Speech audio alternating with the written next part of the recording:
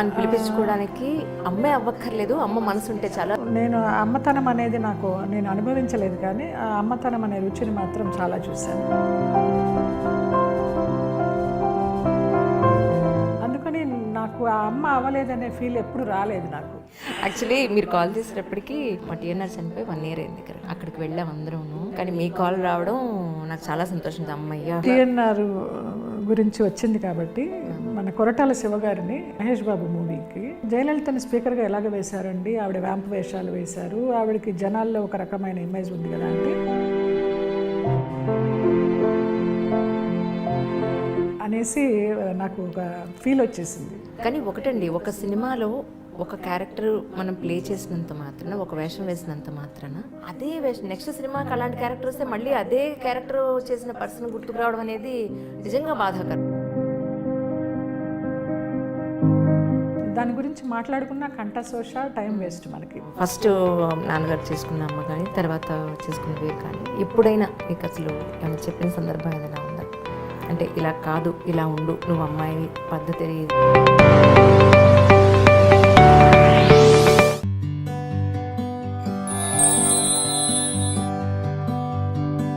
అందరికీ నమస్కారం అండి.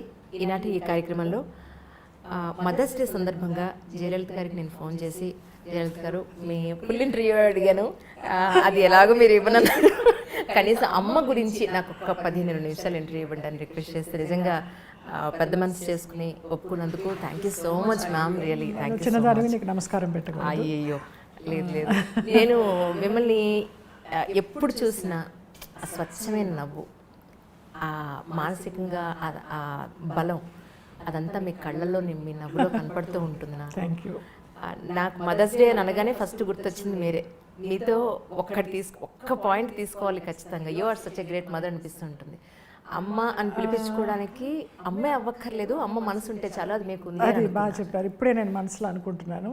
నేను అమ్మతనం అనేది నేను అనుభవించలేదు, కానీ ఆ అమ్మతనం అనే రుచిని మాత్రం చాలా చూశాను. మన చక్రీ సాంగ్ లాగా జగమంత కుటుంబం నాది, ఏకాకి జీవితం నాదని, ఎంతమంది నా సీరియల్ పిల్లలు నిజంగా నాకు కొడుకులుగా యాక్ట్ చేసిన వాళ్ళు కానీ, కూతుళ్ళుగా యాక్ట్ చేసిన వాళ్ళు కానీ, ఎక్కువ జెంట్సే ఎక్కువ అటాచ్ అవుతారు. అమ్మాయిలు అప్పుడెప్పుడు పలకరిస్తారు, కానీ అమ్మ అమ్మ అనేసి వీళ్ళు ఎక్కువ ఇంకా వచ్చి చూడడం కానీ, నేను కాల్ లిఫ్ట్ చేయకపోతే ఏమైపోయిందో అమ్మకనేసి, లేకపోతే నా గురించి ఏమన్నా బ్యాడ్ డ్రీమ్ వస్తే అమ్మ ఇలా కల వచ్చింది, నువ్వు బాగున్నావా అని వచ్చి చూడడం కానీ, డైలీ ఇది జరుగుతుంది. అందుకని నాకు ఆ అమ్మ అవ్వలేదనే ఫీల్ ఎప్పుడు రాలేదు నాకు. ఇంకొక విషయం ఏంటంటే, అమ్మ అవ్వలేదని ఒక రకంగా సంతోషిస్తాను కూడా. ఇప్పుడు సోకాళ్ళ అమ్మల్ని అందరినీ చూస్తూ వాళ్ళు అనుభవించే ఒక చేదు సంఘటనలు కానీ, పిల్లల గురించి ఆ తీపి సంఘటనలు అనేవి కొన్ని ఉంటున్నాయి, వాటిని ఓవర్కమ్ చేస్తూ చేదు సంఘటనలు ఎక్కువ ఉంటున్నాయి. నా ఇంట్లో కూడా నేను చూశాను, నా అక్కలు కానీ వదినలు కానీ అలా అన్నీ నేను చూశాను. సో అందుకని పర్లేదులే, పిల్లలు లేకపోతే ఏమైంది అని, అబ్బా నాకు పిల్ల ఉంటే బాగుండు అని ఎప్పుడు నాకు రాలా. అన్నపూర్ణమ్మ గారు ఎప్పుడు చెప్తూ ఉండేది, ఒక బిడ్డను పెంచుకో, వీళ్ళంతా నీ వాళ్ళు కాదు, పెంచుకుంటే మాత్రం నా బిడ్డ అవుతుందా, మన వాళ్ళు అవ్వడం లేదు కదా, నాకు అవసరం లేదమ్మా అన్న. ఇప్పుడు నువ్వు వయసులో ఉన్నావు కాబట్టి నీకు అనిపించదు, కొంచెం వయసు అయిన తర్వాత అరే నాకు ఒక తోడు ఉంటే బాగుండే, నాకు ఒక బిడ్డ ఉంటే బాగుండే అని అనిపిస్తుంది. అంటే ఆవిడ మాటల్లో కొంత నిజం అనిపించినా ఒక స్టేజ్లో తర్వాత కాదు అనిపించింది. మన కడుపును పుట్టిన వాళ్ళే తల్లిదండ్రులు చూడని సందర్భాలు ఎక్కడో మన ఇళ్లలో చాలా చాలా చాలా ఎన్ని హృదయ విదారకమో నిజంగా. అమ్మో, వాళ్ళందరికీ పాదాభివందనాలు చేయాలి. నిజంగా నా ఒక్క తల్లి గురించే కాదు, ప్రపంచంలో ఉన్న తల్లులందరి గురించి కూడా ఏదో ఒకటి మాట్లాడాలని నువ్వు మదర్స్ డే అన్న వెంటనే స్పందించి, ఇవాళ మార్నింగ్ కూర్చుని ఉన్నాను ఆలోచిస్తూ, అరే అంజలి అడిగింది ఇద్దామా అని నేనే టక్కుని ఫోన్ చేశాను. ఇవాళ కుదురుతుంది, ఆ పంట పండింది అనుకున్నా మీ దగ్గర నుంచి కాల్ వచ్చేటప్పటికి. యాక్చువల్లీ మీరు కాల్ చేసేటప్పటికి ఈవేళ మా టీఎన్ఆర్ చనిపోయి 1 year అయింది కరెక్ట్గా. అక్కడికి వెళ్ళాం అందరం, కానీ మీ కాల్ రావడం నాకు చాలా సంతోషం. అమ్మయ్య, ఎన్నాళ్ళకి ఎప్పటి నుంచో ఎదురు చూస్తాను ఒక ఫోన్ కాల్ నాకు ఈరోజు వచ్చింది. అదే టీఎన్ఆర్ గురించి వచ్చింది కాబట్టి మన కొరటాల శివ గారిని మహేష్ బాబు మూవీకి ఇంటర్వ్యూ చేస్తూ జయలలితని స్పీకర్గా ఎలాగ వేశారండి, ఆవిడ వ్యాంప్ వేషాలు వేశారు, ఆవిడకి జనాల్లో ఒక రకమైన ఇమేజ్ ఉంది కదా అంటే ఆయన దాన్ని ఖండిస్తూ తను చీర కట్టులో నాకు అమ్మతనం కనిపిస్తుంది అని చెప్పారు. అస్సలు నిజంగా నాకు అదేదో సక్సెస్ మీట్ ఫంక్షన్లోనే వెళ్ళిపోయి నేను మళ్ళీ జన్మంటూ ఉంటే నాకు కొరటాల శివ గారు నా కడుపున బిడ్డగా జన్మించాలి అనేసి నాకు ఒక ఫీల్ వచ్చేసింది. అంత చక్కగా ఏ డైరెక్టర్, నన్ను డైరెక్టర్స్ అందరూ మంచిగానే చూశారు, మన అమ్మాయి మన జయలలిత బాగా చేస్తుందని. కానీ నాలో ఒక అమ్మతనం కనిపించింది అని చెప్పింది కొరటాల శివ గారు. నిజంగా ఆయనకు హృదయపూర్వక నమస్కారాలు తెలియజేసుకుంటున్నాను. ఈ సందర్భంగా టీఎన్ఆర్ గుర్తుకు వస్తే ఆయన మంచి క్వశ్చన్ అడిగాడు అనిపించింది. ఆయన అడగడం వల్ల ఆయన నా గురించి అంత ఎలివేట్ చేసి మాట్లాడారు. సో అది నాకు ప్లస్ పాయింట్ అయింది. అప్పటిదాకా నన్ను బోరింగ్ పాప అంటున్న వాళ్ళు దాంతో మేడం స్పీకర్ అని పిలవడం స్టార్ట్ చేశారు. క్యారెక్టర్స్ ఏమీ రాలేదు, బట్ నా ఇమేజ్ అయితే మార్చింది. నా ఘనత ఆయనకే దక్కింది. కరెక్ట్ అది. కానీ ఒకటండి, ఒక సినిమాలో ఒక క్యారెక్టర్ మనం ప్లే చేసినంత మాత్రాన, ఒక వేషం వేసినంత మాత్రాన అదే వేషం నెక్స్ట్ సినిమాకి అలాంటి క్యారెక్టర్ వస్తే మళ్ళీ అదే క్యారెక్టర్ చేసిన పర్సన్ గుర్తుకు రావడం అనేది నిజంగా బాధాకరం. ఇప్పుడు అలాగే ఉంది. దాని గురించి మాట్లాడుకున్న కంఠశోష, టైం వేస్ట్ మనకి. పాతకాలంలో గిరిజ గారు, రమాప్రభ గారు, ఎంతమంది కామెడీ ఆర్టిస్టులు, నాగేశ్వరరావు గారు, రామారావు గారు వాళ్ళతోటి హీరోయిన్స్ చేయలేదు. అప్పుడు ఉన్న గట్స్ ఇప్పుడు డైరెక్టర్స్కి లేవా అనిపిస్తుంది. అట్లా హీరోయిన్స్ కూడా వద్దు, మదర్ క్యారెక్టర్, మంచి మదర్ క్యారెక్టర్ ఇవ్వండి అంటే కూడా ఎవరు ధైర్యం చేయడల్లా. సోకాల్డ్ మన చలపతిరావు గారికి, గిరిబాబు గారికి వాళ్ళు అన్ని రేపులు చేసిన విలన్స్ అయినా కూడా వాళ్ళకు ఒక మంచి తండ్రి స్థానం ఇచ్చి వాళ్ళు ఎంతో షైన్ అయ్యారు. అలాగా లేడీస్ని ఎందుకు చూడలేరు, వీళ్ళ అభిప్రాయమా, నిజంగానే జనాలు చూడరా, ఎవరైనా ఇచ్చి చూస్తే తెలుస్తుంది కదా అనుకుంటా. గ్రహణం చేశాను, మంచి క్యారెక్టర్ వస్తుంది అనుకున్నాను, రానేలేదు. దాని తర్వాత నాకు ఇంద్రగంటి గారే నాకు మంచి క్యారెక్టర్ ఇవ్వలేదు. ఎప్పుడు ఆయన దెప్పి పొడుస్తూ ఉంటాను. ఆయన ఇంటర్వ్యూ చూసినా పర్వాలేదు, ఏమండి అంత మంచి క్యారెక్టర్ చేయించారు గ్రహణంలో, తర్వాత నేను ఏ క్యారెక్టర్కి పనికిరాని అనిపించింది అంటే ఆయన ఒకటే ఒక మాట అన్నారు, అమ్మ నీకు ఆ స్థాయి క్యారెక్టర్ నేను ఇవ్వగలిగితే, అలాంటివి ఇప్పుడు సబ్జెక్ట్స్లో లేవు, నేను ఇస్తే అలా ఇవ్వాలి, లేకపోతే ఏదో ఒకటి మన జయలలిత గ్రహణంలో చేశారు కదా అని ఏది పడితే అది ఇవ్వలేని అన్నారు. ఇంకా ఆయన సంస్కారానికి ఒక నమస్కారం. ఇంకా అలా అన్నప్పుడు మనం ఏం చెప్పలేం కదా. కానీ ఒక డైరెక్టరు తలుచుకుంటే కనుక అంతకుముందు ఎలాంటి క్యారెక్టర్స్ చేసినా కూడా తను ఈ వ్యక్తికి ఈ క్యారెక్టర్ చేయించాలి అని అనుకుంటే ఆ సత్తా వాళ్ళలో ఉంటే డెఫినెట్గా అలాంటి అవుట్కమ్ వాళ్ళు తీసుకోగలుగుతారు. ఉన్నా కూడా ఈ చుట్టుపక్కల ఉన్న వాళ్ళు కొంతమంది డైరెక్టర్స్ మాటే వింటారు, ప్రొడ్యూసర్స్ కానీ హీరోస్ కానీ. ఇక వాళ్ళ గురించి వీళ్ళు సఫర్ అవ్వలేరు కదా, మనకేదో ఇవ్వాలి, మనకేదో చెయ్యాలి, మనకేదో లైఫ్ ఇవ్వాలని. అంతే, అడ్జస్ట్మెంట్ లైఫ్ అంతా అడ్జస్ట్మెంట్. అలాగే. అమ్మ పేరేంటండి? అమ్మ పేరు సుశీల. ఓకే, ఎందుకంటే నాన్నగారి గురించే మీరు 1-2 ఇంటర్వ్యూలో చెప్పడం జరిగింది. యాక్చువల్లీ అమ్మ అసలు ఏమీ తెలియదు ఆవిడకి. నాన్న తీసుకొచ్చి పెడితే మాకు వండి పెట్టడం, జడలేసి స్కూల్కి పంపించడం, ఏమీ చదువుకోలేదు, చాలా అమాయకురాలు. అసలు ఏమీ అమ్మ ఒక గైడ్, అమ్మ ఒక టీచర్ అంటారు కదా, అలా కూడా ఏమీ లేదు ఆవిడ చెప్పు చేతల్లో పెరగలేదనే చెప్పాలి. మేము మా ఇష్టానికే మేము పెరిగాం. అయితే తల్లిదండ్రుల మాట వింటూ పెరిగాము. ఇది చేయండి అమ్మా అని చెప్పేవారు, అంతే, చదువుకోండి చక్కగా. డాన్స్ అంటారా, అక్కకి నేర్పిస్తున్నప్పుడు నాకు ఆ డాన్స్ ఇష్టమై నేను చేస్తానని ఏడిస్తే మా అమ్మగారు వచ్చి, ఇంత చిన్న వయసులో ఏమొస్తుంది డాన్స్ దీనికంటే, మా మాస్టర్ గారు చింతా రాధాకృష్ణమూర్తి గారు, లేదమ్మా నేను నేర్పిస్తాను, అసలు పిల్లలకి అలాంటి ఇంట్రెస్ట్ ఉండడమే చాలా అరుదు, నేను నేర్పిస్తాను, మీరేమి వర్రీ అవ్వకండి అని చెప్పి ఆయన నాకు నేర్పించారనమాట. అలా ఏది చదవమని కానీ నేర్చుకోమని కానీ ఇది చేయండి అది చేయండి అని కానీ చిన్నప్పటి నుంచి లేవు, అసలు కట్టుబాట్లు లేవు మాకు. పెంచారంతే, మంచి భోజనం పెట్టి మంచి బట్ట ఇచ్చి కావలసిన చదువు చెప్పించి, నాన్నకి మాత్రం నన్ను ఒక పెద్ద డాన్సర్గా చేయాలని, పెద్ద హీరోయిన్ చేయాలని. ఆయనకి అందరూ సినిమా వాళ్ళు ఫ్రెండ్స్, సావిత్రి గారు, జగ్గయ్య గారు, రాజబాబు గారు గుంటూరులో ఉన్నప్పుడు మా ఇంటికి వస్తూ ఉండేవారు. అటు ఇటు షూటింగ్కి వెళ్ళినప్పుడు వాళ్ళు ఆగేవాళ్ళు. ఇంకా జనాలందరూ గోడల మీద, అప్పుడు ఇల్లు అంతా మామూలు ఇల్లు, మిడిల్ క్లాస్ ఇల్లు. అలా మేము చెన్నై సెలవులకి డాన్స్ నేర్చుకోవడానికి వెళ్ళడం, సత్యం గారి దగ్గరికి, చిర సత్యం గారి దగ్గరికి. అక్కడ మేము బేబీ డాలి అని సులక్షణ, మన శుభోదయం హీరోయిన్, వాళ్ళ ఇంట్లో ఉండడం. వాళ్ళ అమ్మగారు కళ్యాణి అని డాన్సర్ ఆవిడ నాన్న ఫ్రెండ్స్. వాళ్ళ ఆయన మాగా ప్రామన్ గారని జర్నలిస్టు, నాన్న జర్నలిస్టు. అలా ఆ వాతావరణం చూసి చూసి నా పర్సనాలిటీ, నా కలరు చూసి దీన్ని హీరోయిన్ చేయాలి అనేసి నా డాన్స్ ప్రోగ్రామ్స్కి ఎంతమంది ఆఫీసర్స్ వాళ్ళు పెద్ద పెద్ద కుటుంబాలు వచ్చి డాన్స్ అయిపోయిన తర్వాత బ్యాక్ స్టేజ్కి వచ్చి ఆ అమ్మాయికి మేము పెళ్లి చేసుకుంటాము, మాకు ఇవ్వండి, మా ఫ్యామిలీలో ఇవ్వండి అంటే హార్ట్ టు అసలు పెళ్ళే చేయను, ఆ అమ్మాయి ఒక డాన్సరో హీరోయిన్ అవ్వాలని అలా అలా అలా అలాగా నన్ను డిగ్రీ అయిన తర్వాత ఈ లైన్లోకి తీసుకొచ్చారు. అలా ఆయన మాట వినాల్సి వచ్చింది తప్పించి ఇంకెప్పుడు అంత రిస్ట్రిక్షన్స్తో మేము పెరగలేదు, మమ్మల్ని పెంచలేదు.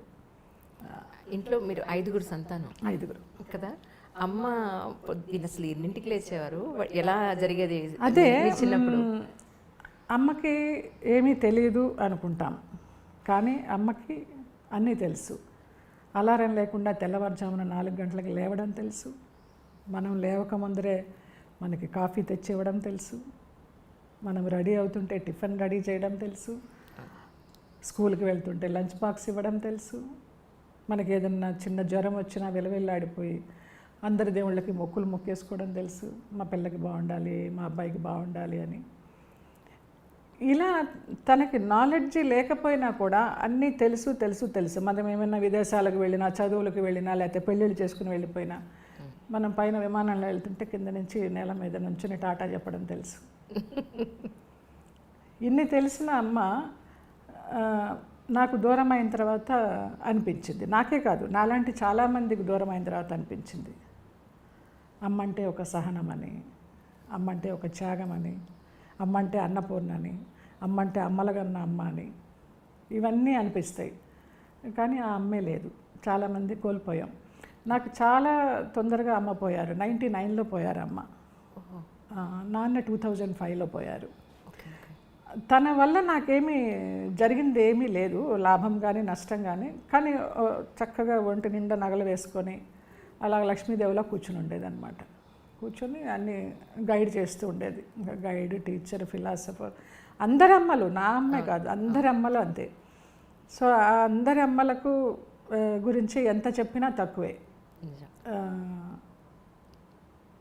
నేను పెళ్లి చేసుకుని వెళ్ళిపోయినప్పుడు అమ్మ నాన్న నేను మళ్ళీ తిరిగి వచ్చేయాలని పూజలు చేశారు.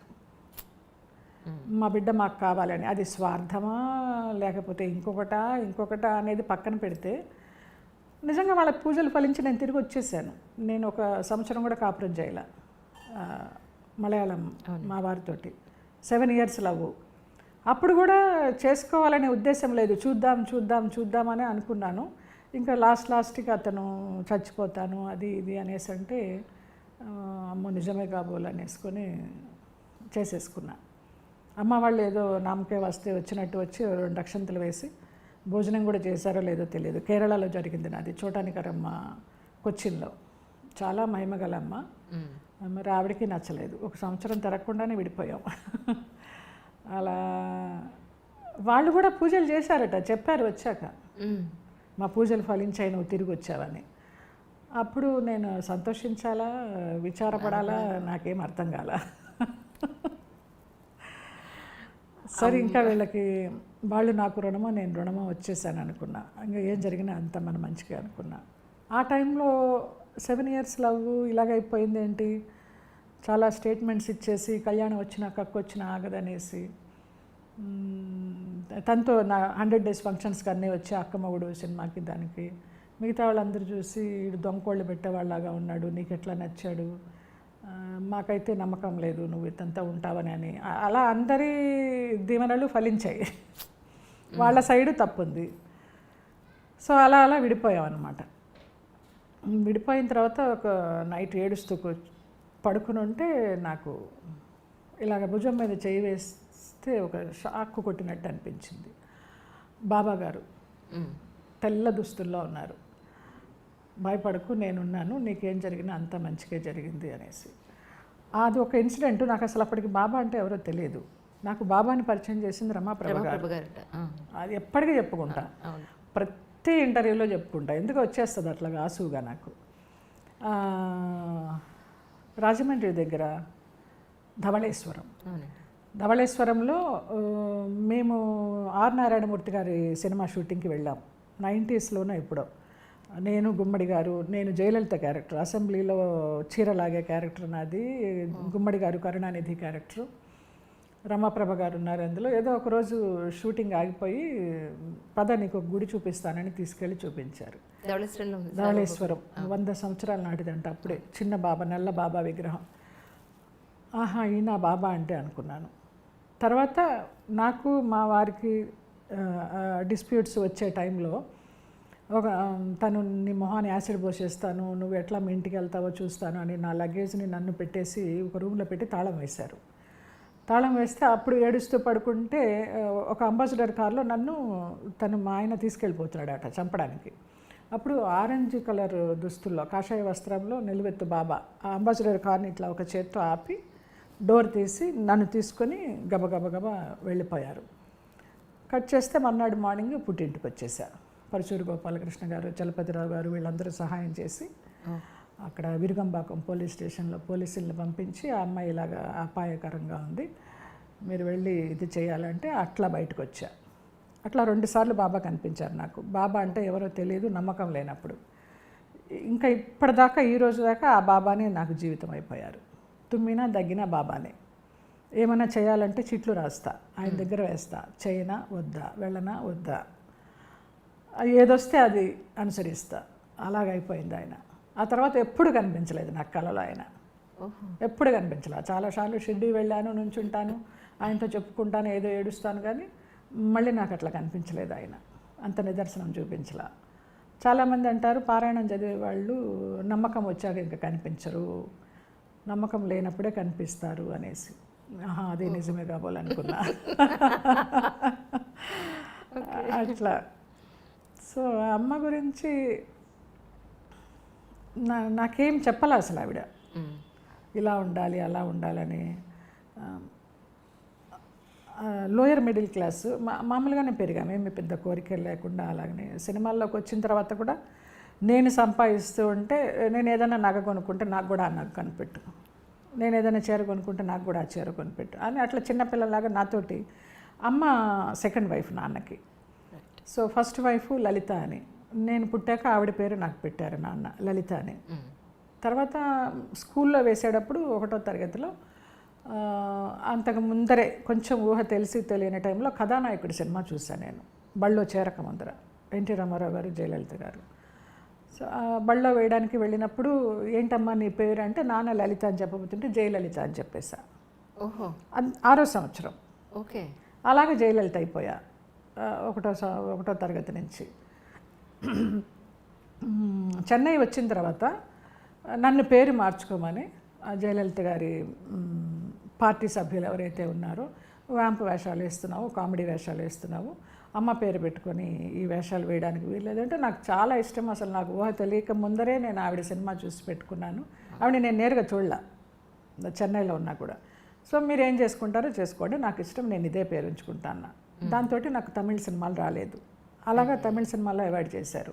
నా కో ఆర్టిస్టులు ఎవరైనా నాతో యాక్ట్ చేయాలని, పక్క సెట్కి వెళ్ళి జయలలితతో యాక్ట్ చేశానని చెప్పడానికన్నా వాళ్ళు భయపడేవారు. అప్పుడు ఆ పరిస్థితిలో ఉంది ఆవిడ అమ్మ అప్పుడు. సో అలాగా జయలలిత అయిపోయాను. అంటే మీ పెళ్ళప్పుడు కానీ తర్వాత, మీ పెళ్ళి తర్వాత మళ్ళీ మీరు అమ్మవాడితో కలిసి ఉన్నప్పుడు కానీ, అప్పుడుగా అంటే మా ఫస్ట్ నాన్నగారు చేసుకున్న అమ్మ కానీ తర్వాత చేసుకున్న వీరు కానీ ఎప్పుడైనా మీకు అసలు ఏమైనా చెప్పిన సందర్భం ఏదైనా ఉందా? అంటే ఇలా కాదు, ఇలా ఉండు, నువ్వు అమ్మాయి పద్ధతి ఇలా. అస్సలు లేదమ్మా, అస్సలు నో గైడెన్స్. అదే చెప్తున్నాను కదా, ఒక గాలికి పెరిగామని చెప్పచ్చు. అంటే చూసుకున్నారు అంతే.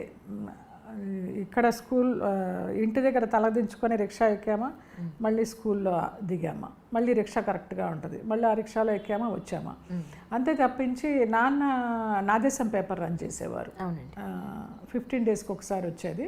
మేమందరం కలిసి ఏదైనా సినిమాకి వెళితే ఫస్ట్ డే ఫస్ట్ షో చూడాలి సినిమాలు ఏవైనా. మధ్యలో ఎవరైనా వెనకాల నుంచి ఆకతాయి వాళ్ళు ఏమైనా ఇలా గోకినా, కాలు సీటు మీద పెట్టినా, మేము ఇట్లా వెనక్కి తిరిగి చూసామంటే ఈయనకి డౌట్ వచ్చేసేది. ఏమైందంటే ఇలాగ చేస్తున్నారంటే పదండి అని సొగం సినిమా నుంచి వెళ్ళిపోయేవాళ్ళం.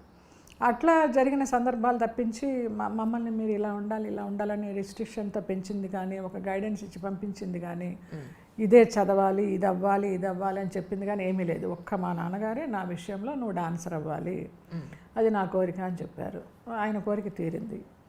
కానీ యాక్టింగ్ సైడ్ వచ్చినప్పుడు కూడా అమ్మ వద్దు ఆడపిల్ల అనలేదు అసలు. ఏం మాట్లాడదు ఆవిడ.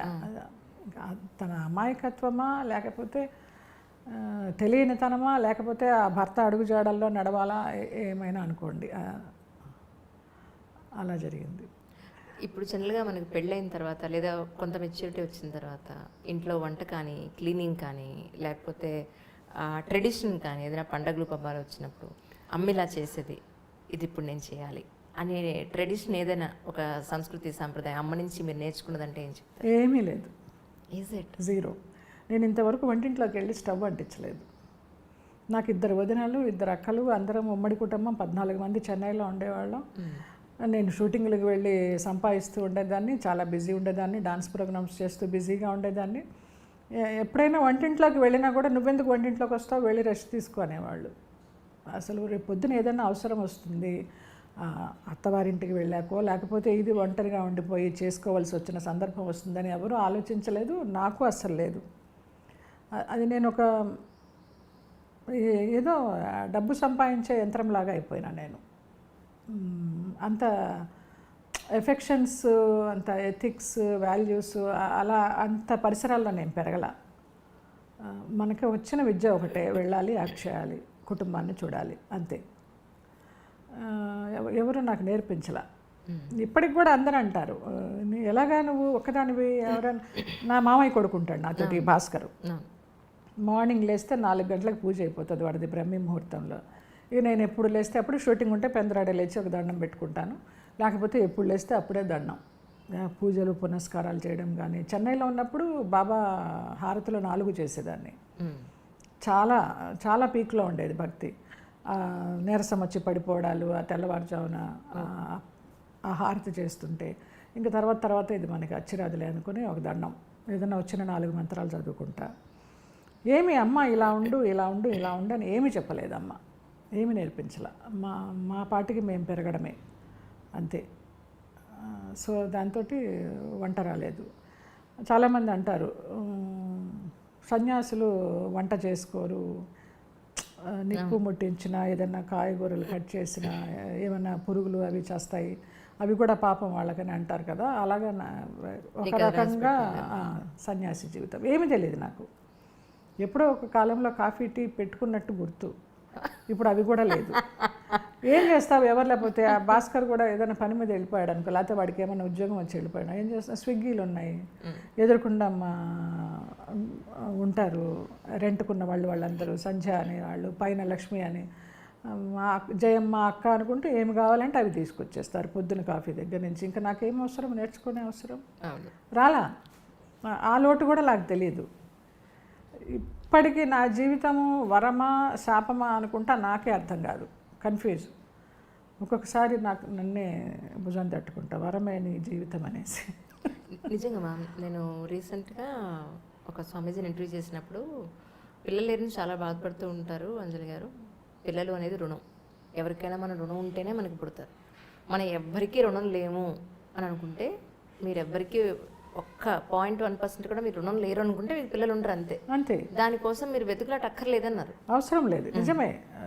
అది ఎప్పటి నుంచో ఉంది కదా, రుణానుబంధ రూపేణ పశుపత్ని సుతాలయ. అవునండి, అంతే. ఇక అన్న కొడుకులు, అక్క కూతుళ్ళు, అక్కలకు అందరు కొడుకులే, అన్నకే ఆడపిల్లలు, మేనగోడళ్ళు, 2 మేనగోడళ్ళు నాకు.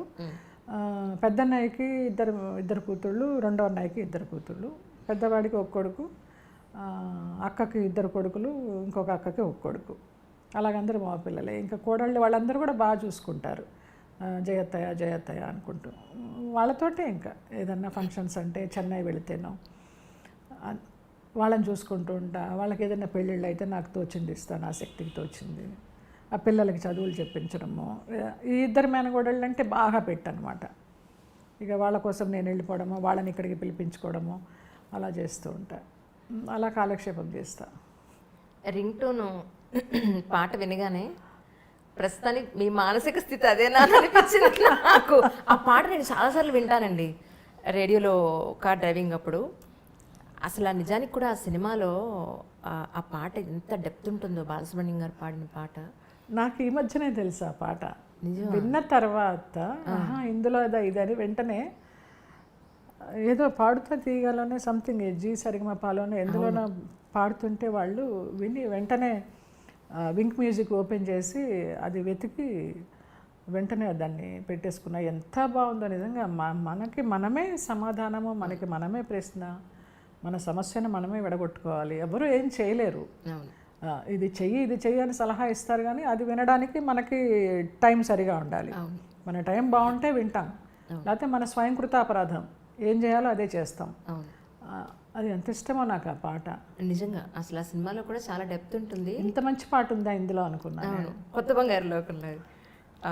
ప్లస్ ఇంకోటి ఏంటంటే ఆ పాట ఎవ్వరు విన్నా సరే వాళ్ళ జీవితానికి వాళ్ళు అన్వయం చేసుకుంటారు. అవును, అంత బాగుంటుంది పాట అది. అవును, ఒక మోటివేషన్ సాంగ్ అని చెప్పొచ్చు అది. అవును, ఎవరి మీద డిపెండ్ అవ్వకుండా మనకి ధైర్యం వస్తుంది. అవును, జీవితం ఇదా అనిపిస్తుంది.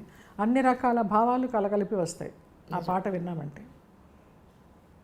కానీ మీవి ఆల్మోస్ట్ అన్ని ఇంటర్వ్యూస్ చూసానండి. ఆ 4-5 అలీతో సరదాగా కానీ ఆయనతోటి 2 ప్రోగ్రాములు చేశారు మీరు. అవును, ఆ తర్వాత చేసిన ఇంటర్వ్యూస్ కానీ చెప్పినప్పుడు ఒక్కసారి మీరు క్లాసికల్ డాన్సర్ అవ్వాలనుకున్నారు, క్యారెక్టర్ ఆర్టిస్ట్ అయ్యారు. సరే, జీవితంలో ప్రతి ఒక్కళ్ళకి స్ట్రగుల్స్ ఉంటాయి. నమ్మాం, మనుషులు అన్నాక నమ్మకుండా ఎలా ఉంటాం, నమ్ముతాం, నష్టపోయాం.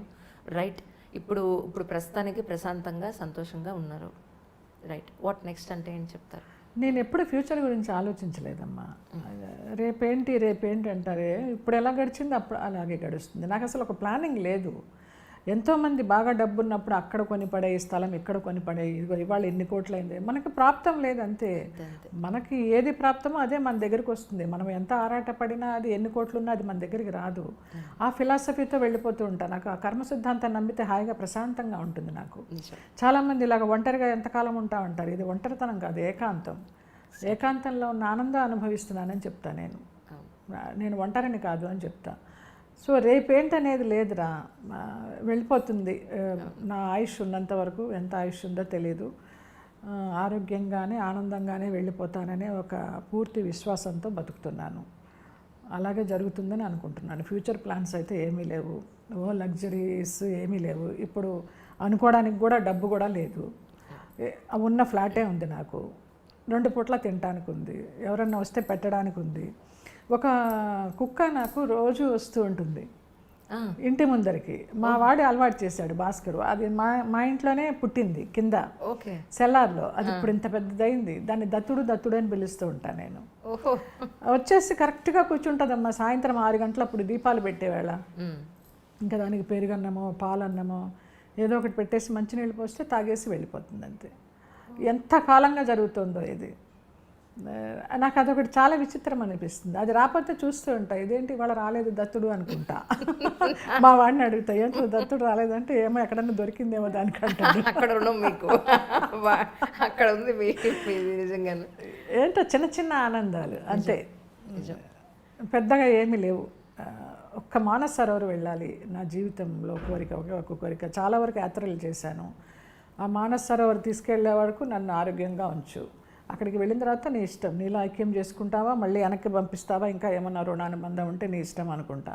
అది ఎప్పుడు వెళ్తానో తెలీదు. నెక్స్ట్ ఇయర్ ఏదో రోడ్డు వేస్తున్నారు, చైనా నుంచి వెళ్ళక్కర్లేదు అని ఏదో చెప్పారు. దానికోసం కలగంటున్నా. అంతవరకు ఆరోగ్యంగా ఉంచని అంతే. ఆరోగ్యంగా బంగారంలో ఉంటారు మీరు. రమాప్రభు గారిని మళ్ళీ కలిసారండి తర్వాత? లేదమ్మా, ఎప్పుడన్నా ఫోన్లో మాట్లాడతాను. అవునా? మాట్లాడితే మూడు సరిగా అంటే బాగా మాట్లాడతారు, లేకపోతే ఇక తెలిసిన విషయమే కదా, దేపి పొడుస్తారు. ఏంటి ఇంకా గుర్తున్నానా, చచ్చిపోయాను అనుకున్నానే నువ్వు ఫోన్ చేయకపోతే అంటారు. కొంచెం ఆ మాటలు వినాలంటే బాధ. సరేలే పెద్ద ఆవిడ అనిపిస్తుంది. ఎప్పుడు ప్లాన్ చేస్తున్నా మదనపల్లి వెళ్ళి చూద్దామని. నేను చిట్టిబాబు గారు వెళదాం బావా అంటూ ఉంటా. వెళదామంటారు, కానీ ఇంకా చూసే సందర్భం ఇంకా ఏమి అందరికీ కలిసి రావడం లేదు. రాళ్ళపల్లి గారికి మీకున్న అనుబంధాన్ని ఒకసారి ఈ సందర్భంగా తలుచుకుందాం అండి. ఎందుకంటే రాళ్ళపల్లి గారితో 2-3 సార్లు నేను మాట్లాడాను. మాట్లాడినప్పుడు ఆరోగ్యం సహకరించట్లేదమ్మా, ఈటీవీ వాళ్ళకి ఏదో వంట ప్రోగ్రామ్ చేస్తున్నాను కానీ అస్సలు కూర్చోలేకపోతున్నాను, ఎక్కువ టైము వాళ్ళకు కూడా పావు గంట కూర్చుని ఒక 5 నిమిషాలు చేసి కూర్చుంటున్నాను. ఈసారి మా జయం వచ్చినప్పుడు నేను పిలుస్తాను, మనందరం కలిసి కవర్లు చెప్పుకుందామని 2-3 సార్లు నాతో నిజంగా వాళ్ళ ఇంటికి వెళ్ళి భోజనం చేస్తుండేదాన్ని నేను. ఈ చిట్టిబాబు గారి ఇంటికి అన్నారు, అనంత్ ఇంటికి, రాళ్ళపల్లి గారి ఇంటికి, ఆ చలపతిరావు గారు మధురానగర్లో ఉన్నప్పుడు వాళ్ళ ఇంటికి అందరం కలిసి భోజనం చేస్తూ ఉండేవాళ్ళం. వంటలన్నీ చేసుకుని చక్కగా. ఆయన జల జల అని పిలిచేవారు, జయలలితని జల అని షార్ట్ ఫామ్లో పిలిచేవారు. ఎక్కువ వంశీ గారి పిక్చర్లన్నీ కలిసి చేసాము. ఆయన బావ అంటూ ఉంటాను. ఆ కూతురుతోటే ఆయన సగం చనిపోయినట్టే లెక్క, అలాగైపోయినారు ఆయన. మంచి ఫ్యామిలీ. భరణి గారికి కూడా గురుతుల్యులు ఆయన. అవునండి, అవును. ఆయన చనిపోయినప్పుడు కూడా భరణి గారు అదే అన్నారు, మా గురువు గారు కాలం చేశారు చూసావా, ఎంట్రీ చేయమంటే అలా ప్రొలాంగ్ అయిపోయింది. ఆయన ద్వారానే యాక్చువల్లీ నేను ఆయన నెంబర్ తీసుకుని అప్పుడు మాట్లాడడం జరిగిందనమాట. నాకు ఇంటర్వ్యూ చేయడానికి ఏం లేదమ్మా, కొన్ని సంఘటనలు, నచ్చని సంఘటనలు ఏమైనా చెప్పేస్తానేమో, దాని ద్వారా మనుషులు బయటకు వస్తారేమో, అనవసరంగా ఇంకొకళ్ళని బ్లేమ్ చేయడం ఎందుకు. మన టైం ఇంతే, ఇప్పుడు ఫామ్లో లేము, అందుకని మనల్ని ఎవరు అంతగా పట్టించుకోవడం లేదు, చిన్న చూపు చూస్తున్నారు అనే ఒక ఫీలింగ్ ఉంటుంది. కానీ మళ్ళీ వాళ్ళని ఎందుకు బ్లేమ్ చేయడం, వాళ్ళ బిజీలో వాళ్ళు ఉంటారు. మనల్ని గుర్తుపెట్టుకోవాలనో లేకపోతే మనకి క్యారెక్టర్ ఇవ్వాలనో మనల్ని పలకరించాలనో వాళ్ళకి అవసరం లేదు. కానీ ఆ కాలంలో రామానాయుడు గారు వాళ్ళు ఉన్న కాలంలో నిజంగా ఎంత హాయిగా ఉండేదో. ఫోన్ చేస్తూ ఉండేవారు ఆయన, జయలలిత, రాజలలిత కాసేపు కూర్చుందాము, కాఫీ తాగిపో, నాకు నిన్ను చూస్తే ఆత్మీయురాల్లాగా అనిపిస్తుంది, ఇప్పుడు వాళ్ళు ఎవరు సరిగా మాట్లాడరని. అట్లా ఏ ప్రొడ్యూసర్ అమ్మా పిలుస్తారు, స్టార్ ప్రొడ్యూసరు. ఇప్పుడు నేను మా టీవీ సీరియల్ పిల్లలే ఏదో చిన్న సినిమా తీసుకున్నారు, రుద్రం కోట అని. అయితే దానికి టైటిల్ లాంచ్ కోసం మోహన్ బాబు గారిని అడిగితే వెంటనే స్పందించి వచ్చారు. నాకు జయలలిత అంటే చాలా ఇష్టము, అమ్మాయి అంటే చాలా గౌరవం అని వచ్చారు, చేశారు. మీడియా వాళ్ళకు కూడా ఆశ్చర్యం. ఆయన వచ్చే నిమిషం దాకా నన్ను సతాయిస్తూనే ఉన్నారు, వస్తారా, నిజంగా వస్తారా అని. అదేంటండి అలాగ అడుగుతున్నారు అంత అపనమ్మకంగా, వస్తానని మాట ఇచ్చిన తర్వాత పెద్ద మనిషి మాట ఎట్లా తప్పుతారు అంటే వాళ్ళందరూ గుసగుసలు ఆడుకోవడం విని నిజంగా నాకు టెన్షన్ వచ్చి చెమటలు పట్టేసినాయి. ఏంటి రారా ఈయనని. కరెక్ట్గా దిగారు, టైంకి దిగారు ఆయన. అప్పుడు వాళ్ళందరూ కామ్ అయిపోయినారు. అయ్యో, నేను ఆ వీడియో చూసి ఆ సినిమా మీదే అనుకున్నాను నేను. కాదమ్మా, వీళ్ళు ఆ పిల్లలు నన్ను అమ్మ అమ్మ అంటూ ఉంటారు. రాము, అనిల్ అనేసి డైరెక్టరు, ప్రొడ్యూసరు కమ్ హీరోస్ వాళ్ళంతా. ఇప్పుడు జానకి కలగనలేదని ఒక సీరియల్ వస్తుంది మాలో, రాసి చేస్తోంది. ఆ సీరియల్ ప్రొడ్యూసరు, డైరెక్టరు. నాకేదో సర్ప్రైజ్ ఇద్దామనుకుని నేనంతా డబ్బు పోగొట్టుకొని కూర్చుని ఉంటే జయలలిత సమర్పించంటే చూసిన వాళ్ళందరూ ఏమనుకుంటారు, ఆహా ఇవిడ వేషాలు వేస్తున్నట్టుంది, డబ్బు ఉండి కూడా లేదని చెప్తుంది, సినిమా తీసింది, మనకి వేషం ఇవ్వలేదని అట్లా రివర్స్ అయింది నాకు. జయలలిత సమర్పించని చూడంగానే నేను మీకు పంపించాను, చూసాను నేను లింక్. వాళ్ళు ఏదో నేను ఆనందిస్తాను అనుకున్నారు, వాళ్ళకి పెట్టాల్సిన 4 అక్షంతలు పెట్టాను. ఏంట్రా ఈ పని, అది నేను యాక్ట్ చేశాను కాబట్టి నేను వెళ్ళి అడిగితే కొంచెం ఆ ఫేస్ వాల్యూ తోటి 35 సంవత్సరాలుగా ఇండస్ట్రీలో ఉన్నాను కదా అని ఎవరన్నా ఒప్పుకుంటారని మిమ్మల్ని వెంట పెట్టుకుని వెళ్ళి నేను మాట్లాడుతున్నాను. నాకైతే ఇది నచ్చలేదు, ఇంతమందికి నేను శత్రువుని అయిపోయినాను అని చెప్పాను. సారీ అమ్మ, బాగుంటుంది బాగుంటుంది, మాకు ఇంత చేశారు కదా, మేము గౌరవంగా వేసుకున్నామంటే ఇంకేం మాట్లాడతాము. అలా అల్లు అరవింద్ గారి దగ్గరికి వెళ్ళాను. ఓటీటీ మూవీ కదా, ఆహాలో ఏమన్నా చేసుకుంటారా అనేసి డైరెక్ట్గా ఆఫీస్కి వెళ్ళానమ్మా.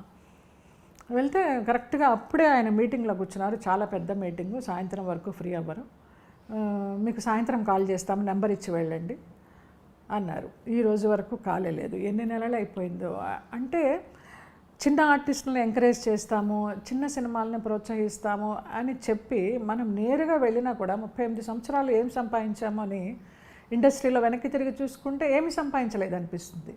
కానీ ఈ రామానాయుడు గారు వాళ్ళు ఉన్న కాలంలో, జంజాల గారు కానీ, ఈవీవి గారు కానీ, వీళ్ళందరూ ఉన్న కాలంలో, మొన్న కాలం చేసిన శరత్ గారు కానీ అసలు ఫోన్ చేసి కనుక్కునేవారమ్మా, ఎలా ఉన్నావు, క్యారెక్టర్స్ ఉన్నాయా లేవా, మేము క్యారెక్టర్ ఇవ్వలేకపోయినా నీకేమైనా సహాయం చేస్తాము, కావాలంటే చెప్పు అని రామానాయుడు గారు ఎన్నిసార్లు అడిగిన సందర్భాలు ఉన్నాయో. అలాగే పరుచూరి గోపాలకృష్ణ గారు, ఆ బ్రదర్స్ తోటి నాకు ఎక్కువ పరుచూరి గోపాలకృష్ణ గారితో ఆయన నా గురుతుల్యులని అనుకుంటా ఎప్పుడు కూడా. ఆయన ఫోన్ చేస్తారు, నా వాయిస్లో చిన్న తేడా ధ్వనించిందంటే ఆయనకి వెంటనే వీడియో కాల్ చేస్తారు, ఎక్కడున్నావు, ఏమైంది, నీ వాయిస్ ఏంటో బాగాలేదని. అంత కొంతమంది, చాలా అతి తక్కువ మంది సోల్మేట్స్ అలా ఉండేవారు. ఇప్పుడు ఏమైపోయినాయి అవన్నీ, నేరుగా వెళ్ళినా కూడా పంపించేస్తున్నారే, మాట్లాడడం లేదే అనే బాధ ఉంటుంది. అప్పుడు ఏం సంపాదించామంటే డబ్బు ఎంత సంపాదించానో తెలియదు, జయలలిత మన పిల్ల అనే అభిమానం సంపాదించానని చెప్పుకునేదాన్ని గర్వంగా. ఇప్పుడు అది చెప్పుకోవడానికి కూడా లేదు. అసలు ఎవరు బిజీ బిజీ బిజీ, ఎంత బిజీ అయితే మాత్రం వాళ్ళు ఒక సమానమైన స్టేటస్లో ఉన్న వాళ్ళు కలవడం లేదా? అంటే చిన్న స్థాయి వాళ్ళు అంటే ఏమన్నా చిన్న చూపా? నిజంగానే వాళ్ళు బిజీలో ఉండి ఏంటి నువ్వు 38 సంవత్సరాలు ఉన్నావు ఇండస్ట్రీలో, ఏ మేనేజర్ని అడిగినా నీకు ఇస్తారే అపాయింట్మెంటు? ఎవరు ఇవ్వడం లేదు. ఎందుకు అబద్ధం చెప్పాలి? అడుక్కోవాల్సి వస్తుంది. చిరంజీవి గారిని కలవాలనో, అల్లు అరవింద్ గారిని కలవాలనో, ఇంకొకటన్నా ఇలా అడుక్కోవాల్సి వచ్చి చివరికి వాళ్ళకి నేను చాలా స్ట్రాంగ్ వార్నింగ్ ఇచ్చా. మీ దగ్గర డబ్బులు ఉంటే ఏదైనా స్థలాలు కొని పడేసుకోండి, మీ పిల్లలకి ఎఫ్డీలు వేసుకోండి.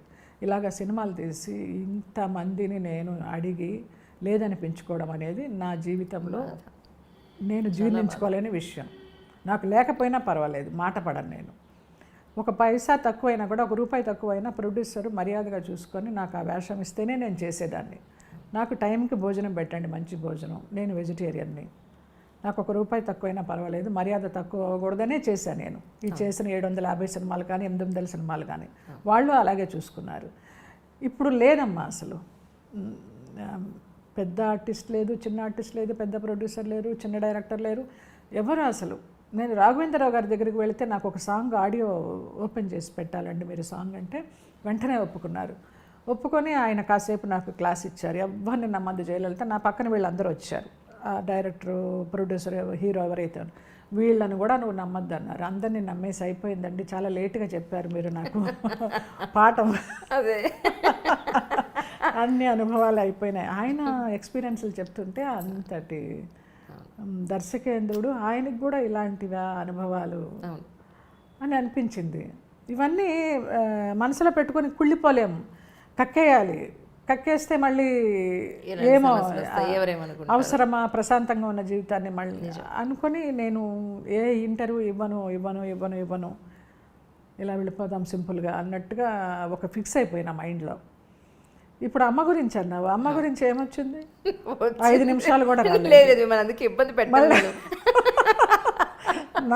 లేదు ఇదే అందరు అమ్మల గురించి నేను చెప్పేది అదొకటే. అమ్మతనానికి పాదాభివందనం. ఆ అమ్మతనం నాకు తెలియదు, కానీ రుచి చూశాను. అసలు కష్టపడుతుంటే బిడ్డల గురించి వీళ్ళు రేపొద్దున ఏమవుతారు, వీళ్ళ ఆశలు తీరుస్తారా, వీళ్ళని కనీసం కళ్ళెత్తైనా చూస్తారా అని ఆలోచనలు వెళతాయి. కానీ మొన్న స్వప్న దర్భా సిస్టర్స్ అని వాళ్ళని ఇంటర్వ్యూ చేసింది. మాటకు ముందర బంగారు తల్లులు అంటుంది, మాట వెనకాల బంగారు తల్లులు అంటుంది. నిజంగా బంగారు తల్లులకి నిదర్శనం వాళ్ళు. నేను అసలు ఆశ్చర్యపోయినాను. ఎవరో నాకు పంపించారు. ఆయన నారుమంచి గారని, ఆయన కూడా జర్నలిస్టే. నారుమంచి మా పెద్దన్నయ్యకి ఫ్రెండ్ అంట. ఆయన ఎప్పుడో కలిశారు. నాకు ఎన్ఆర్ఐ రేడియో కోసము ఉగాది శుభాకాంక్షలు చెప్పడానికి ఫోన్ చేసి ఇదంతా చెప్పారు. మా పెద్దన్నయ్య నాకు ఫ్రెండ్ అమ్మ అనేసి. ఆయన మంచి పంపిస్తూ ఉంటారు నాకు వాట్సాప్లో. అసలు వాళ్ళకి దొరికిన పుట్టినిళ్ళు కానీ మెట్టినిళ్ళు కానీ, వాళ్ళు ఏ జన్మలో పుణ్యం చేసుకున్నారో, బంగారు పూలతో పూజ చేసుకున్నారో, అరే ఇలాంటి పిల్లలు ఒక్క పిల్ల అయినా మన ఇంట్లో లేదే, ఆడపిల్ల అని నాకు దుఃఖంతో ఏడ్చిన సందర్భం ఉంది. ఆ ఇంటర్వ్యూ వింటూ వాళ్ళు పాడుతుంటే అసలు ఆ గొంతెత్తి నిజంగా ఆనందంతో ఏడ్చిన సందర్భం ఉంది. ఆ దర్భా సిస్టర్స్ అంటే నిజంగా గ్రేట్. ఆ ఇంటర్వ్యూ చూస్తే అనుకున్నా, నా ఆయుష్ కూడా పోసుకొని బతకండి అమ్మా మీరని. వాళ్ళ అత్తగారుల గురించి, వారి భర్తల గురించి ఎంత చక్కగా చెప్తున్నారు. అలా ఎవరికమ్మా ఇవాళ రేపు దొరుకుతున్నారు అర్థం చేసుకొని. వాళ్ళ తల్లి ఎంత గైడెన్స్ తోటి వాళ్ళని పెంచిందోనట. ఇది నేర్చుకోండమ్మా, ఇక్కడ నేర్చుకోండమ్మా, ఇది చేయండమ్మా అనేసి. అలాగా నా తల్లి నన్ను పెంచలేదు. నేను ఇప్పుడు అదే అంటున్నాను. అప్పుడు కనుక అమ్మ సినిమాలు వద్దు ఏమొద్దు, చక్కగా మంచి ఫ్యామిలీ వస్తే పెళ్లి చేసి పంపిద్దాం అని అనుకుంటే మీరు అసలు ఎక్కడుండేవారు అనిపిస్తుంది. నేను 10th క్లాస్ ఫెయిల్ అయ్యి ఉన్నప్పుడు విశ్వనాథ్ గారి మేనల్లుడు వాళ్ళ ఇంట్లో అద్దెకున్నాము మేము గుంటూరులో. అతను మెడికల్ రిప్రజెంటేటివ్ సుబ్రహ్మణ్యం అని. అమలాపురంలో చేసేవారు. వాళ్ళు వచ్చి అడిగారమ్మ సంబంధం చేసుకుంటామని.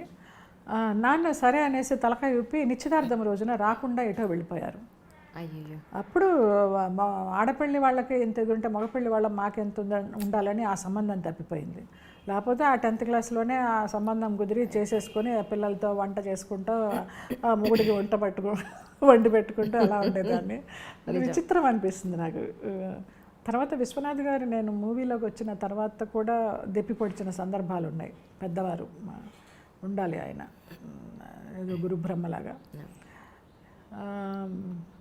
ఒక తాళి తీసి పడేసే సీను శ్రీకాంత్, లయ, ఏవిఎస్ గారితో నేను ఏవిఎస్ భార్యాభర్తలు.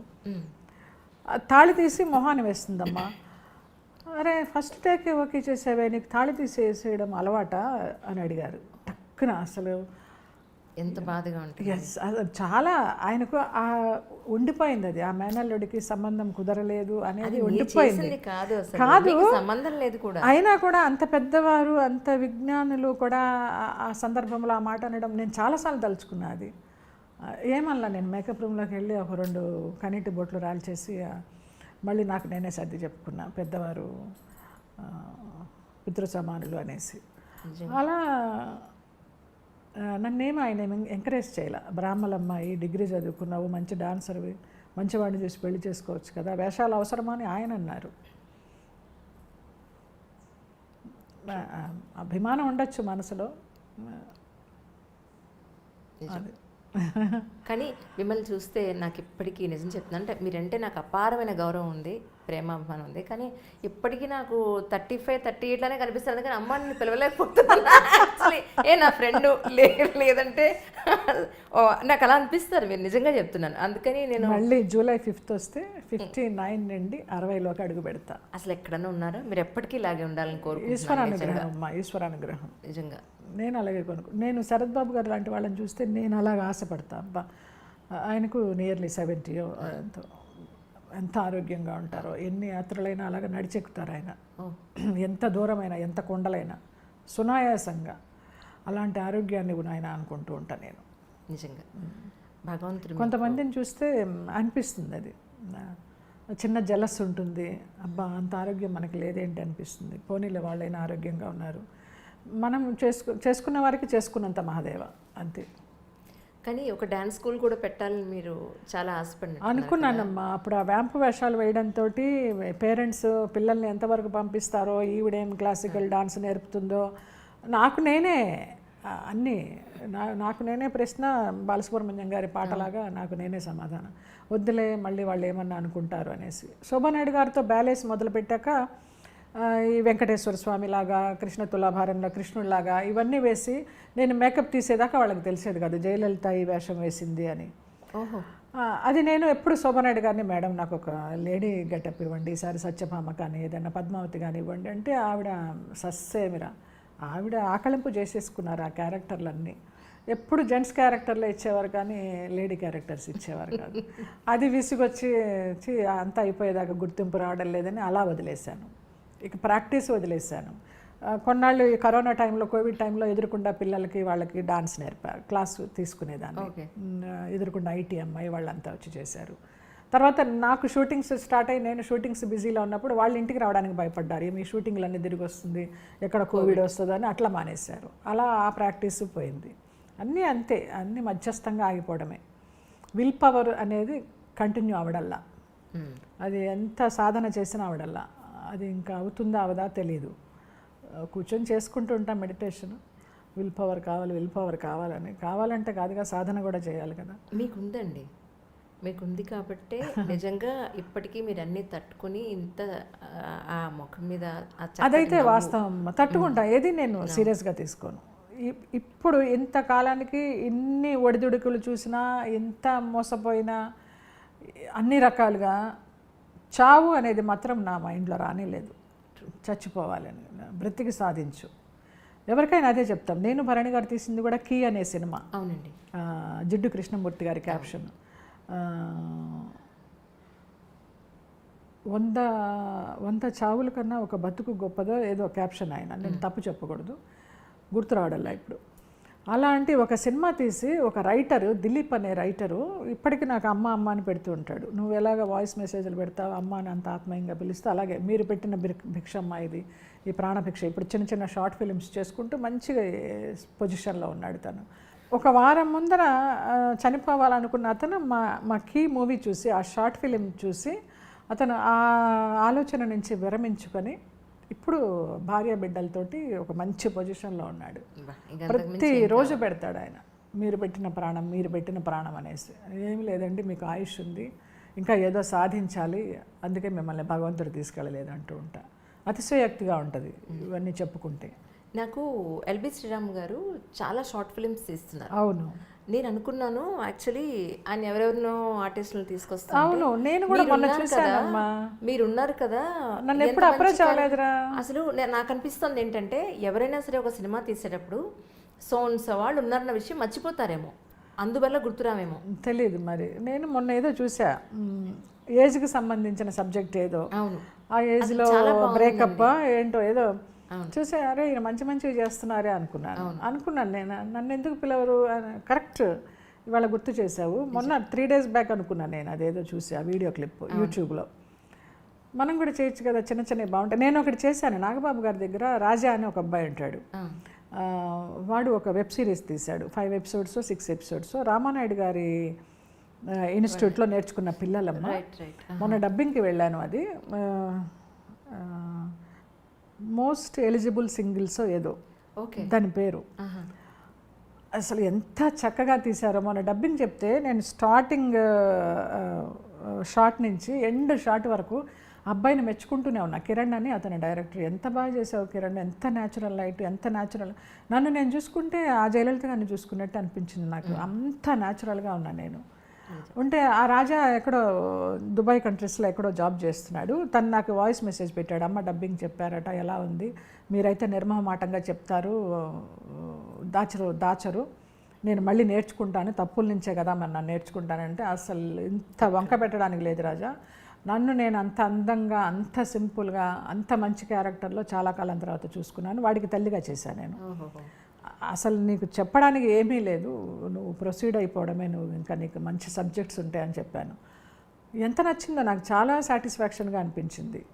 అంత బాగా తీశారు అది. అస్సలు ఏమీ లేదు, ఇలా ఈ లిప్స్టిక్ కూడా వేసుకోలేదు నేను. ఇప్పుడు వచ్చేటప్పుడు మరి అంత ఫ్లాట్గా ఉంటుందని కొంచెం న్యాచురల్ బ్యూటీ. నిజం చెప్పాలంటే మీకు అసలు ఏ మేకప్ ఇష్టం లేదు. టీవీలో నగలేసేసుకోమంటారు, పడుకునేటప్పుడు కూడా నగలేసుకోవాలి, ఫుల్ మేకప్తో పడుకోవాలి. అది ఆ సీరియల్ కూడా శ్రీరామ్ నాకు చాలా కష్టకాలంలో ఉన్నప్పుడు తను నాకు మళ్ళీ చేయూతనిచ్చినట్టుగా, అమ్మ మీరు చేయాలి, ఇలా కూర్చోవద్దు ఇంట్లో, మీరు ఆలోచిస్తూ ఉంటారని చాలా అభిమానంగా పిలిచాడు ఆ పిల్లాడు. దానికి అంతే మంచి పేరు వచ్చింది. నేను తిరుపతి కానీ ఎక్కడికైనా వెళితే దర్శనానికి ఏర్పాట్లు ఉంటాయి, ఎప్పుడు అంత పెద్ద ఇన్ఫ్లుయెన్స్ ఉండదు, కానీ మామూలుగా వెళ్ళి చూడడమే అట్లా లైన్లో. ప్రేమ ఎంత మధురమో, ఆర్యవర్ధన్ తల్లి అని చెప్పి నన్ను ఒక పక్కన నుంచో పెట్టేసి దేవుడు ముందర అలా చూపించారమ్మా. నాకు ఎంత ఆనందం వేసిందో నిజంగా. ఇన్ని వందల సినిమాలు చూస్తే కూడా రాని గుర్తింపు అలాగ నుంచోబెట్టి చూపించారు. చూపిస్తే వచ్చిన వెంటనే వీడి షెడ్యూల్, డైరెక్టర్ని హక్ చేసేసుకున్నాను, శ్రీరామ్ని హక్ చేసేసుకున్నాను. ఏంటమ్మా అంటే ఆర్యవర్ధన్ తల్లి అంటే నాకు ఎంత మంచి దర్శనం లభించిందో తెలుసా అంటే వాడు కళ్ళమ్మడి నీళ్ళు తిప్పుకున్నాడు. అలాగా ఆ ఒక్క సీరియల్ చేస్తూ వచ్చానమ్మా ఇప్పటిదాకా. ఇంకేం సీరియల్స్ ఒప్పుకోవడాల. త్రినయనిలో ఏదైనా గెస్ట్గా అడుగుతారు, మంచి క్యారెక్టర్ ఎప్పుడన్నా పెద్దమ్మలాగా. మన శాంతబయటికి వరప్రసాద్ రెడ్డి గారు అయితే వీరాభిమాని ఒక కాలంలో ఆ త్రినయని సీరియల్కి. తర్వాత ఆయన తప్పప్పులు చెప్పడం స్టార్ట్ చేసేసరికి వాళ్ళందరూ ఆయనకు భయపడి ఫోన్లు అవాయిడ్ చేయడం స్టార్ట్ చేశారు, ఆయన చూడడం మానేశారు. ఎప్పుడు నన్ను తిడుతూ ఉంటారు చేసి, నువ్వు వచ్చినంతసేపు బాగుందమ్మా, నీ క్యారెక్టర్ పెంచమనమ్మా, ఆ రైటర్ ఎవరో చెప్పమ్మా, నేను రిక్వెస్ట్ చేస్తానని. అంత పెద్ద ఆయనకి ఏం అవసరమమ్మా, నీ క్యారెక్టర్ వచ్చినప్పుడల్లా పాజిటివ్గా ఉంది, బాగుందని. వాళ్ళు అదే చెప్పారు, మీ క్యారెక్టర్ వచ్చిన ఆ కాసేపు కొంచెం మాకు రేటింగ్ పెరుగుతుందండి. నిజమా అనుకున్నాను, ఎవరు చెప్పరు కదా. అంటే మీకు అందులో ఇచ్చిన క్యారెక్టర్, మీ యాక్షన్ అంతా కూడా చాలా ప్రశాంతంగా ఉంటుంది. రెగ్యులర్ సీరియల్స్లో ఉండే ఆ డ్రామా ఉండదు యాక్చువల్లీ. మూవీస్ అయితే ఏమీ రావడం లేదు నాకు, అప్రోచ్ అవ్వడానికి ఎవరు తెలియదు, ఏమీ రావడం లేదు. ఎప్పుడైనా ఇలాగ ఆ ఒక సీరియల్ రెగ్యులర్గా కంటిన్యూ చేయడం, ఆ సీరియల్ అయిపోతే కూడా ఇంకా చేయకూడదని నిర్ణయం చేసుకున్నాను. నచ్చడల్లా చాలా ఆర్టిఫిషియాలిటీ సీరియల్స్. జనాలు తిడుతూనే ఉంటారు, చూస్తూనే ఉంటారు. మంచి సినిమా మంచి క్యారెక్టర్ వస్తే చేస్తారండి? తప్పకుండా చేస్తా. రేపేదో భీమవరంలో మూవీ తను ఆర్జీవి దగ్గర డైరెక్షన్ చేసిన అబ్బాయి, అతని పేరు దిలీప్ ఏదో, అమ్మోరు సినిమాలో రమ్యకృష్ణ గారి లాగా ఒక క్యారెక్టర్ ఆ ఊళ్ళో ఒక భక్తురాల్లాగా ఆ క్యారెక్టర్ ఏదో అడిగారు. రేపు 6th ఎప్పుడో వెళ్తాను అనుకుంటా అవుట్డోర్ భీమవరం. నిజంగా మీరు ఎప్పుడు ఇదే చక్కటి నవ్వుతోటి ఇలాగే ఆయుర ఆరోగ్యైశ్వర్యాలతో ఉండాలి. అట్ ద సేమ్ టైం ఇంకా మంచి సినిమాలు ఇప్పుడు ఇక్కడి నుంచి మీ సెకండ్ ఇన్నింగ్స్ అన్నట్టుగా మంచి క్యారెక్టర్స్ రావాలి.